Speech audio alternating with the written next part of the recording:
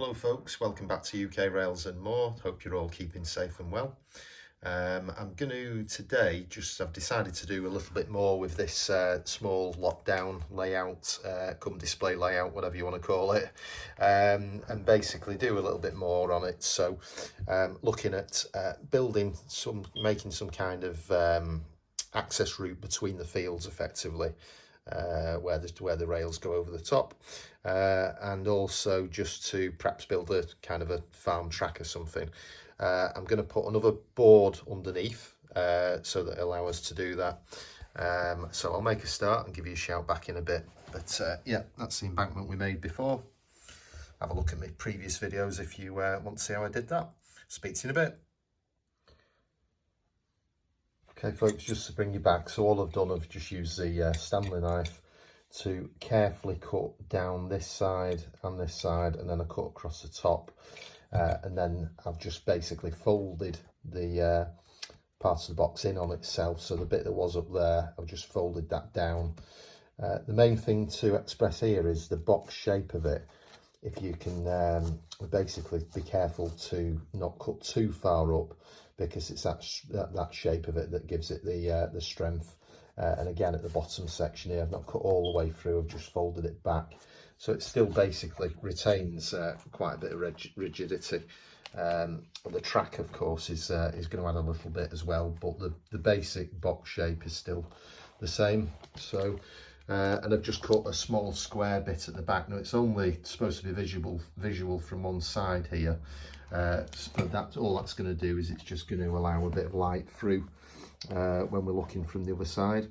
And again, I've just cut it, I don't know if you can see there, just to make sure it's not cut the actual bends in the cardboard, just to give it that, allow it to kind of retain its strength.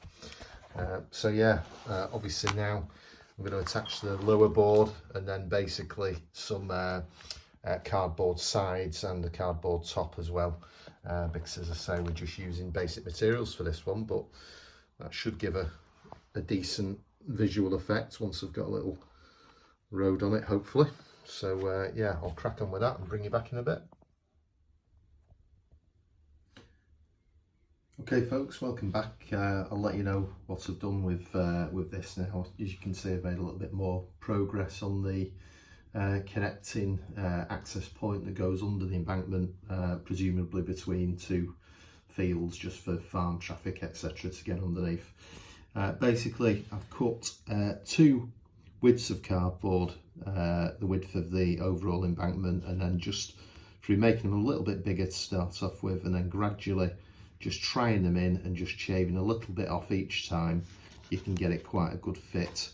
I've then cut down the side for the profile of the embankment, because I wanted those to be quite slightly proud, as most of the real ones would be. And then basically I've just put the tape, once I've been happy with it, just put the tape, wrapped it around so that you're not showing the corrugated card in between. Then on the top bit, I've just got some cardboard that's folded over once, and then just through using the tape, I've managed to secure it.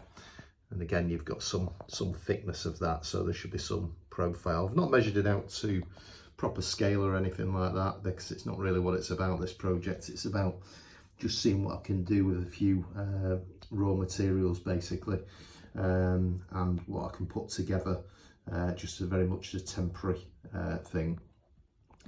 What I've done then is I've cut this piece of card here, which is an access point, which narrows in as a bit of a choke point really as it goes through the embankment.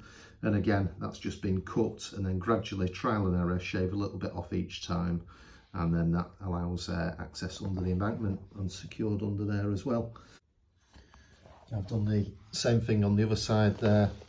Again, just a piece of card folded over and then just stuck on and secured at the back. Again, it's meant to be viewed from the back, so it's a bit scruffy that side, and of course there's not the regular profile of the embankment. But the idea is that when you look along from a bit more of a distance, it would look like the real thing, where you've got the two walls there to protect staff, etc., from the edge, and retain any ballast or anything like that within to protect the underpass. So yeah, quite pleased with that up to now. The next plan is to put some walls around here, maybe on one side, or something to simulate a hedgerow that could be painted. And then we'll put a base down underneath this as well, so we can do some different type of fields, possibly one for cattle, and possibly another one, a ploughed one, is where I'm thinking of going with this. But yeah, I'll give you a shout back in a moment. Thanks for now. Okay folks, so I found some decent card, which is quite a thick, strong card, which I'm going to use as a bit of a base for this one, so we can kind of expand the scene a little bit more. It's not quite, I don't know if you can see that, it's not quite long enough. However, just to adapt a little bit, all we can do is quite simply just turn it around there like that, and then we can run it from end to end relatively. We can always cut this side down a little bit as well, and then probably just cut a short section on this side as well, and it'll give us a bit more to work with. So I'll give you a shout back in a bit. Okay folks, so I've just started cutting some of this cardboard now. Now this stuff is, if you see the thickness there, it's quite heavy duty, so it's quite solid. So it can be difficult to cut. I've basically used, well, I used the thing that you would have seen in my other video, just a long straight piece of metal along here to align that up, and then obviously just use a Stanley knife very carefully, keeping your fingers well out of the way to cut across a straight line there. You can use anything, a piece of wood, anything you like really, that's a straight edge that you can just brace the blade across the end. Once you've done that, it allows you to fold like that. And then just a quick tip to make things nice and easy is, once you've got that edge, if I can try and film this, I could do with getting something to a little mount or something, but once you've got that edge, you can just use that holding both sides of it, and then just use that to cut across that edge, and then it makes a nice clean edge like that. Okay, so I'll carry on with that, and then I'll bring you back in a bit. Bye for now. Okay folks, welcome back. So I've started to secure some of this cardboard, little, well, baseboard for want of a better word really, for something that's made entirely out of cardboard. But yes, just to give you an idea, when you're actually securing the back of it, so there's a bit of cut to the actual main embankment section, just to make it easier, I've just got a piece of tape there which I've put on its back so it's sticky side up. If you put it on another piece of cardboard like that, and then lift the whole thing, and then just lower it down on it, a bit like that, it just allows you to press down on it to secure it. And then again, trying to do this with one hand.